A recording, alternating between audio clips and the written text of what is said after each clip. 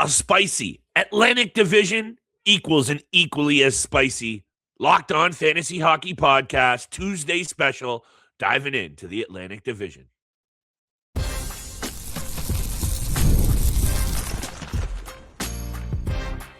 You're Locked On Fantasy Hockey, your daily podcast on fantasy hockey. Part of the Locked On Podcast Network, your team every day.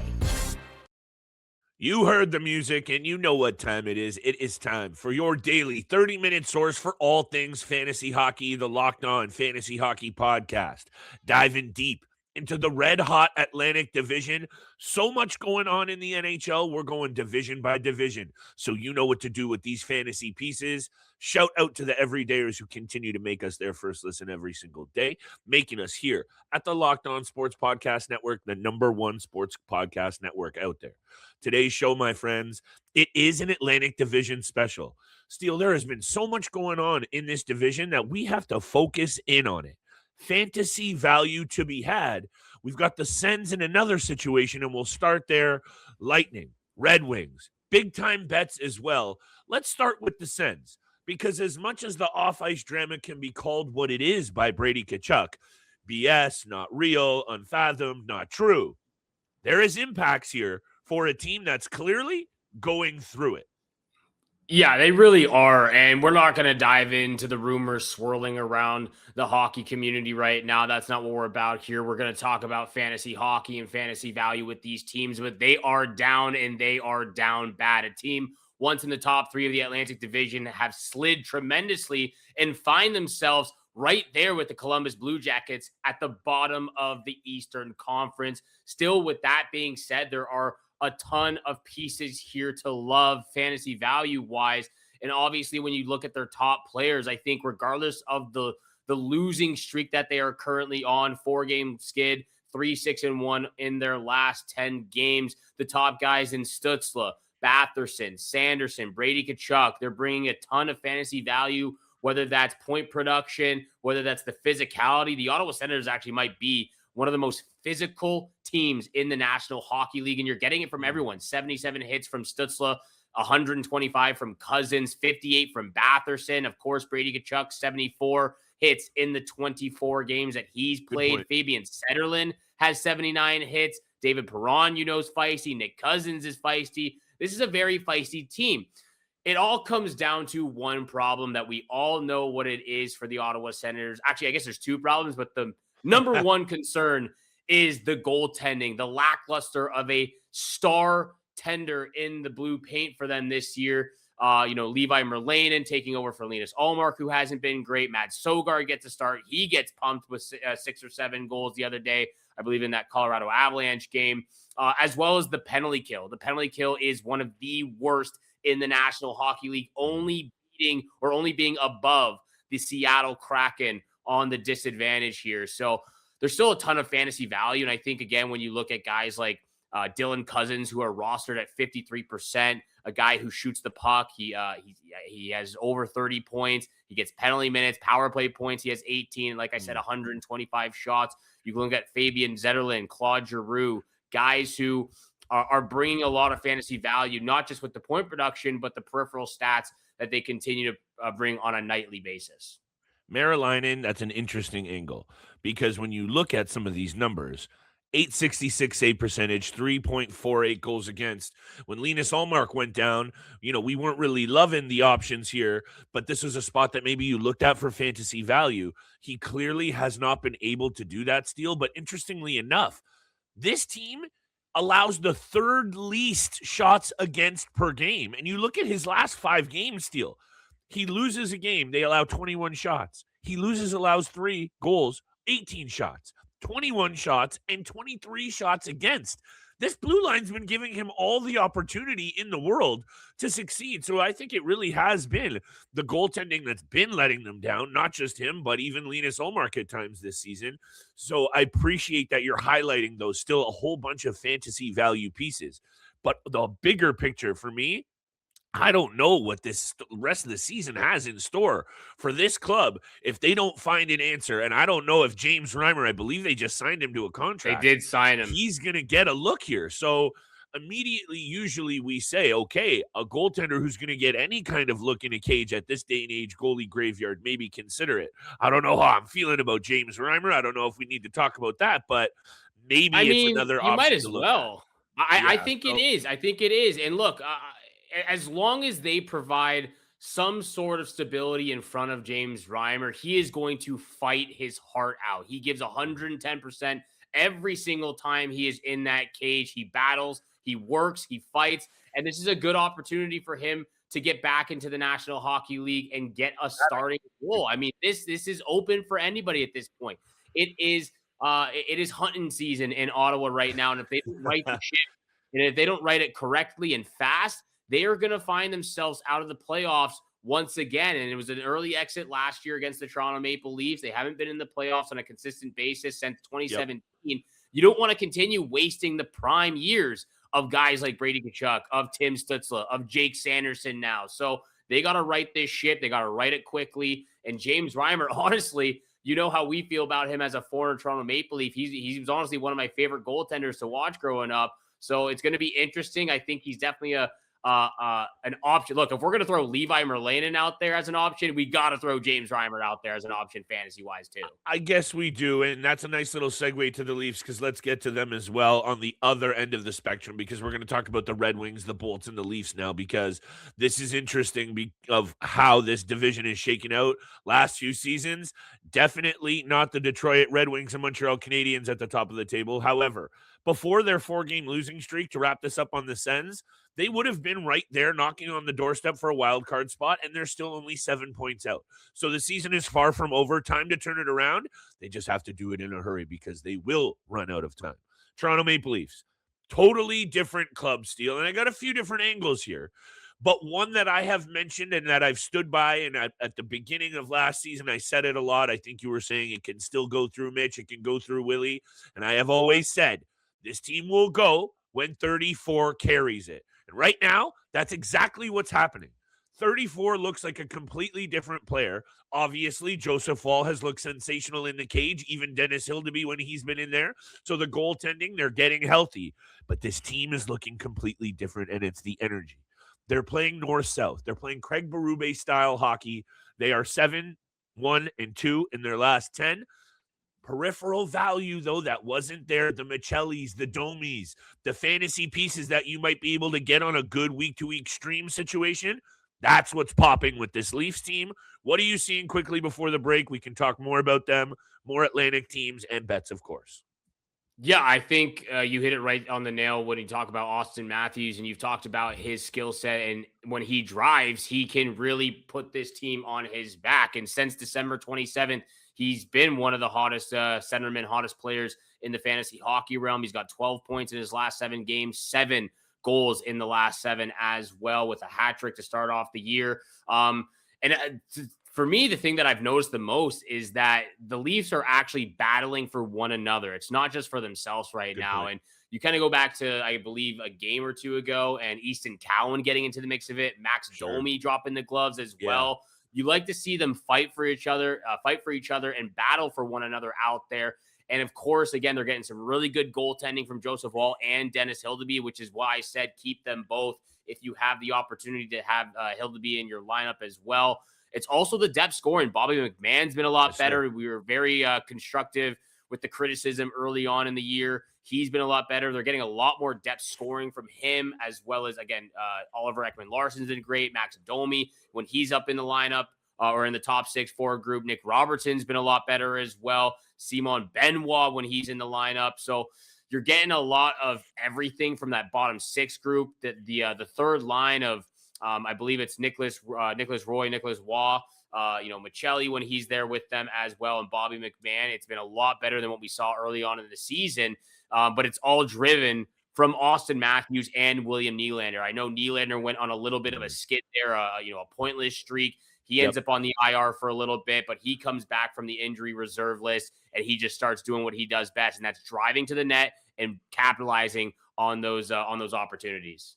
And the bottom 6 has been shuffled up quite a bit. I think really what's just important is you're seeing that kind of confidence back and out. Joseph Woll holding it down, team being confident in their goaltender behind them, being able to make saves.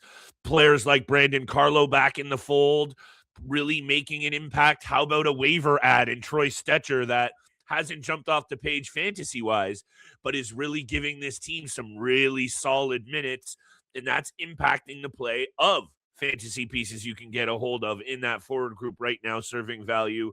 Michelli, Max Domi on the top line would probably be, Steele, the one that jumps off the page. We'll wrap it up with the Leafs after the break quickly. Red Wings, as well as what is going on with the Tampa Bay Lightning. Big-time bets as well. Today's episode is brought to you by our friends at FanDuel Sportsbook. The wild card round, it's here. FanDuel is officially in playoff mode. Every game day during the NFL playoffs, FanDuel gives customers even more ways to get in on the action. Right now, every NFL playoff game day, FanDuel users get a profit boost pack waiting for them inside the app. Each game day, you'll see a pack loaded with multiple profit boosts you can apply to bets you like the most. Open the profit boost pack first thing on game day and see what boosts you want to apply. These boosts, they lean into your game day instincts and you get that loot. You make your picks, you apply your profit boost, go to the even bigger payouts while the playoffs get rolling. Visit FanDuel, official sportsbook partner of the NFL, and grab your profit boost pack every NFL game day.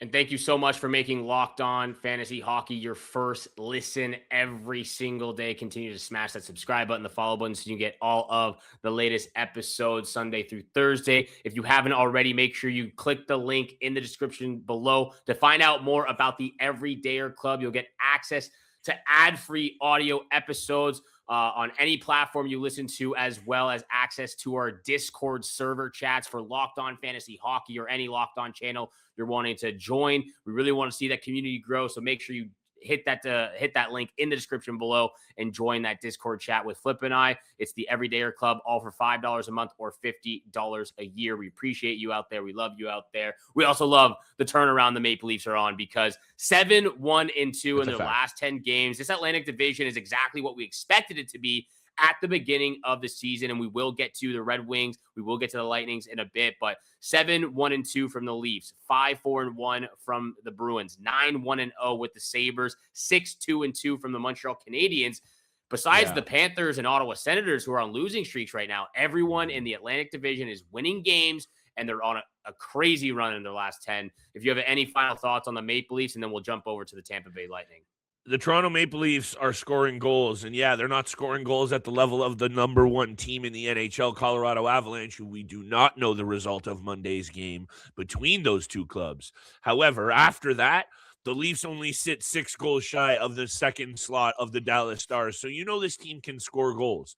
But what's interestingly also enough is they're doing it without their quote-unquote number one goaltender, and that's what I just wanted to finish it off with here. There is an update on Anthony Stolarz, and since we're talking about it, sounding like he has now been a full participant in practice, Steele, and he is nearing a return.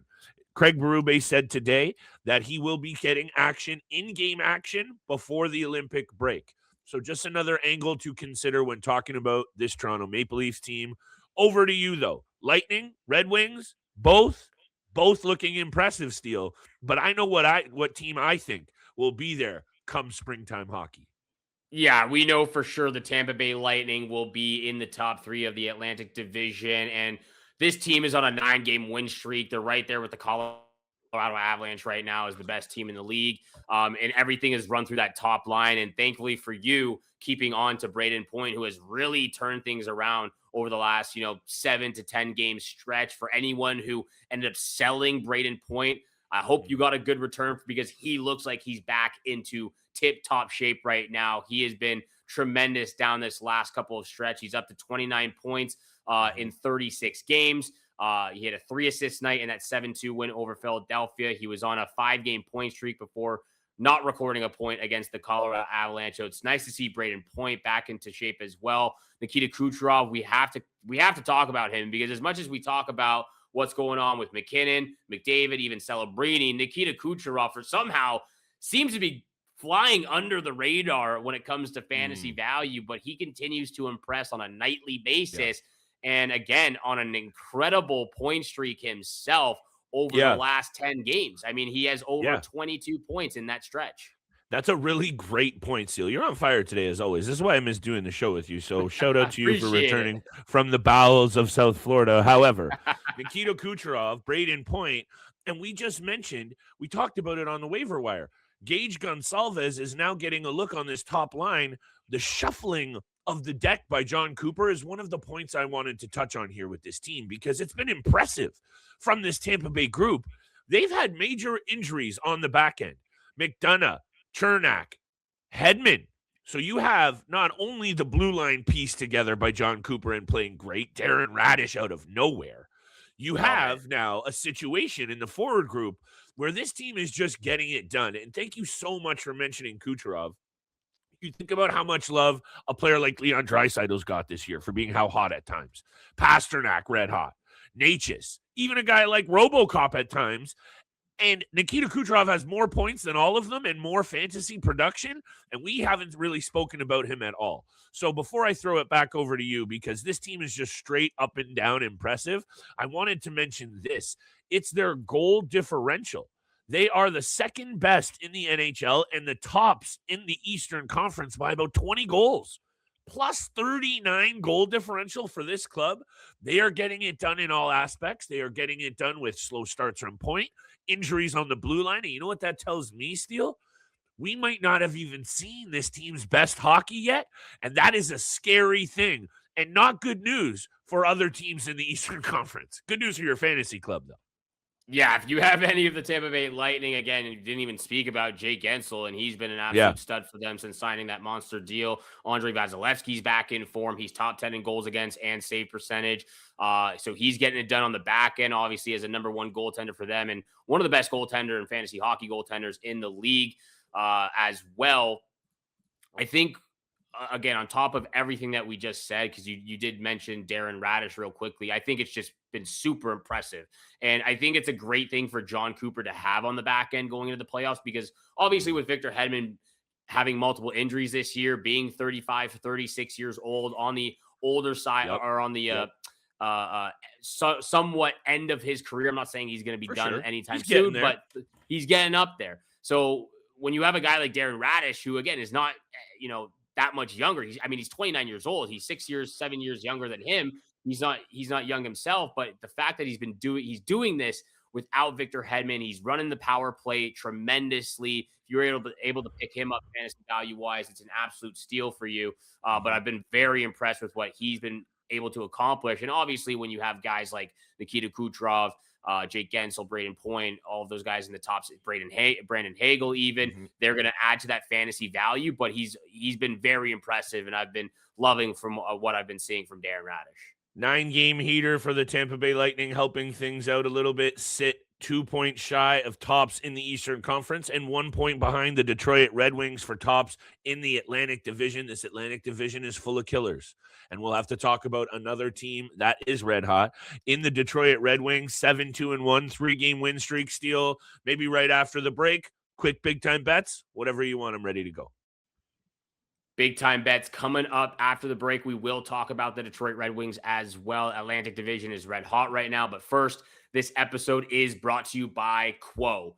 New year, new systems. This is the time when a lot of us look at the messier parts of how we run our businesses and think there has to be a better way. And there is. Streamlining your communications is one of the quickest upgrades you can make. That's why today's episode is brought to you by Quo, spelled Quo, the smarter way to run your business communications. Because when your team is reachable, organized, and communicating in one place, you're not just working cleaner, you're creating more opportunities to connect with customers. Your whole team can call and text from one shared business number so nothing gets missed. It's no surprise. Quo is the #1 rated business phone system on G2, trusted by more than 90,000 businesses, from solo operators to growing teams. Make this the year where no opportunity and no customer slips away. Try Quo for free, plus get 20% off your first 6 months when you go to quo.com/LockedOnNHL. That's QUO.com/LockedOnNHL. Quo, no missed calls, no missed customer. And once again, thank you so much for making the Locked On Fantasy Hockey Podcast your first listen every single day. Continue to smash that subscribe button, the follow button, leave a 5-star review for your boys here, Flip Livingstone and Steele Rodin. Flip, we definitely didn't have this on our bingo card. We didn't have this in our predictions, but the Detroit Red Wings continue to amaze us, and they are atop of the Atlantic Division, 1 point ahead of those red hot Tampa Bay Lightning. What are you seeing from them? Who are you surprised by fantasy-wise? I know you talked about Andrew Kopp on the waiver wire episode we recently just did, but there's some absolute studs there, both up front on the blue line and in the blue paint. Number one, I think Mo Seider deserves a lot of credit for really establishing himself, not only fantasy-wise, because I think we were already there with this player, but he has been really sensational for this team on the back end. That's kind of the first fantasy take that I have for this club. The other one has been the value that you've gotten out of them on the power play. And yeah, we're in a categorical league, so we take those that kind of an angle a little bit more to heart. This is the 5th best power play in the NHL, Steele. To me, that's really impressive. You're in the mix with the Stars, Oilers, and Knights. That's something that you've heard out of me. I know you back me up on this. What do I say every year as we approach playoff hockey? If your team doesn't have at least a top 5 power play and or the other side of things on the PK, or at least top 7, that's what wins series in the postseason. So I don't know if we're really buying into Detroit as a team that goes on a run, but there are some really intriguing signs here. I would also give a lot of credit to the front office and the bench work of this team. The way that it's been put together, you wouldn't exactly say on paper that this is a club that's going to be at the top of the Eastern Conference, but they are. And the goaltending hasn't jumped off the page, but it has been serviceable.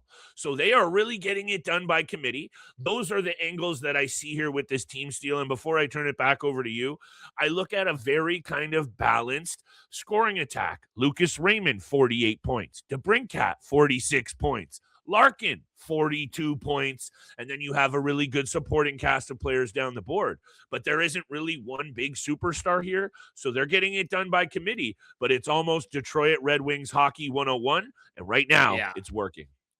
I still think Steve Yzerman makes a big splash on the blue line come the trade deadline. I think he's going to work that to his advantage if necessary, which I do think it is necessary. Going into the season outside of Moritz Seider, you wouldn't have thought this blue line would be one of the best in the leagues with Edvinsson, Sherratt, Sandin Pellikka, Johansson. Sure. They end up getting Bernard Docker as well. Some of the guys who are on the IR for them. You wouldn't have thought that, but they have been tremendous in giving the best ability for John Gibson and Cam Talbot to do their job to their best, to the best of their ability as well. Like you said, a lot of credit needs to go to Moritz Seider. He's just one of those guys. I think he is actually on pace for a career high point wise, which is still perennial around 40 to 50 points for the young defenseman. But he's just one of those guys who fills out all those peripherals. He can get upwards of 200 shots, blocks, hits, and continue to rise in those categories. I think a big shout out, number one, is Alex DeBrincat. He just continues to get it done, both facilitating, playmaking, and goal scoring, 23 goals and assists, 15 power play points, 157 shots. You got to look at the top 4 Detroit Red Wings when it comes to fantasy value right now and where they're currently ranked. Dylan Larkin, 12th in ranking. Seider, 16th in ranking. DeBrincat, 21st in ranking. And a guy who actually might go overlooked by a lot of us out there is Lucas Raymond. This kid team leader rarely... Yeah, Lucas Raymond rarely has any cold streaks throughout the season. He's one of the most consistent and prolific playmakers in the game right now. 14 goals, 34 assists, 19 power play points, still shoots the puck a ton. He has 94 shots on net. He's one of the best wingers in the game, honestly. And definitely overlooked for what he does on a nightly basis for this team and the success they are having currently. And I think it was you who mentioned to me the other day, or maybe, I talk to a lot of sports degenerates out there, Steele, and that's a compliment to you. I think you were talking to me about don't sleep on Team Sweden at the Olympics. That is a really good roster. And their case in point is a player in Lucas Raymond that I would say has probably not caught nearly enough respect for 48 points in 44 games this year. So don't sleep on Raymond, the Red Wings, Team Sweden, or these big time bets, Steele. Boom, segue. What a Big, segue. juicy 13-game board. It's a 10-game board here tonight. Over to you. I got the triple dip. I got the same game parlay ready to ride. So why don't you hit me with your picks, and I'll wrap up with mine. I love the flip triple dip here, so I'm excited to hear what you got cooking here. Thank you. I'll rattle all three of my picks off. Number one, I'm going to take the Oilers on the money line. They are currently minus 110 against the Nashville Predators. This is a back-to-back situation for them. But That's Oilers fine. are 8-1-1 in the last 10 games against the Nashville Predators. I know they've been a lot better, but I will take McDavid and Draisaitl and Zach Hyman in that top 6-4 group every single time. Yes. Regardless of this, of the if the odds change, I'm going to take them at minus 110 as of right now. Matthews, anytime goal, plus 140 against the Utah Mammoth. He's been red hot since December 27th. Like I said, he's scoring goals. He's playmaking. He's finding that drive, which is what I was asking for about a week and a half ago. He's really doing that in the offensive zone. He's not just along the perimeter anymore. He's shooting the puck, and he's finding those corners. I'm loving Matthews' anytime goal here. Talked about them as well. Senators have been sliding. They need to correct the ship quickly. And what's a better night to do it against the worst team in the Western Conference, the Vancouver Canucks, also in the second of a back-to-back situation as they continue on this Eastern Conference road trip. They took on the Montreal Canadiens last night. They've got the Ottawa Senators tonight. I will take the Senators on the puck line at plus 110 against the Vancouver Canucks. I'm really hoping James Reimer's in the crease as well, because that will even boost my confidence going into this one too. Complete sidebar on James Reimer, since you brought him up again. This guy's got really good numbers in his career, considering how much hockey, and also considering how much hockey he has played post 35 years old. He has a 910 career save percentage and over 30 shutouts. So maybe there is a little bit of gas left in the old tank for Optimus Rhyme. That's an interesting angle. The only one I'm looking at tonight, Steele, because I had to put the blinders on here, is the Edmonton Oilers at the Nashville Predators. The 8-1-1 record is one thing for sure. The last time these teams played, which was only 6 days ago, a week ago now, Edmonton dropped a 6-piece on them. So that is the last bit of test that you need to see for where these two teams are at. And I know Nashville's been better and the offense is better. So that's why I like the over here at 6.5 along with the Oilers on the money line. And let me bring this one up for you, Steele, because there's a guy named Connor McDavid on a special 18-game heater. 19 goals, 23 assists for 42 points in 18 games. I think you know where I'm going with this one. Connor McDavid, 2+ points, is the lock of the night in his career against Nashville. 24 career games, 47 points. That is nearly a 2-point per game clip, and I don't need to check the calculator. Hit me with Connor McDavid, 2+ points, the over, and the Edmonton Oilers. I'm feeling confident in that trio. Loving the flip triple dip. You know that's going into a 3-game parlay of mine as well. I'm following those ones. I'm riding with you here, buddy, with the big time bets on Tuesday night. Thank you so much for tuning in to the Locked On Fantasy Hockey Pod. Make sure you subscribe and follow so you get all of the latest episodes. Follow us on X at LO_fantasy NHL. If you never want to miss an episode, the Everydayer Club is built for you. Get Locked On Fantasy Hockey ad-free, plus members-only Discord access and more. Head to the link in the description below to join the club. For those of you on video, we send you to the first ever 24/7 National Locked On Podcast Network YouTube channel. And on audio, make sure you make your second listen NHL Game Night on Locked On NHL. Peace.